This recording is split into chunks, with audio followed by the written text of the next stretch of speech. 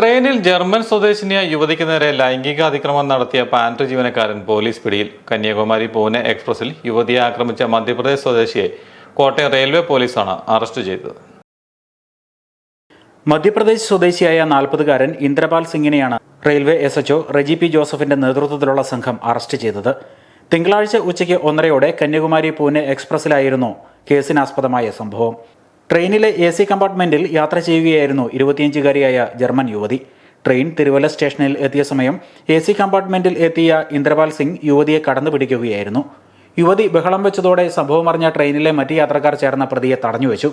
തുടർന്ന് കോട്ടയം റെയിൽവേ സ്റ്റേഷനിൽ ട്രെയിൻ എത്തിയപ്പോൾ റെയിൽവേ SHO റെജി പി ജോസഫിന്റെ നേതൃത്വത്തിലുള്ള സംഘം പ്രതിയെ അറസ്റ്റ് ചെയ്തു.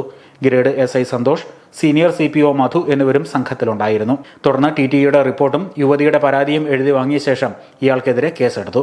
പ്രതിയെ കോടതിയിൽ ഹാജരാക്കി. Star vision news, Kottayam.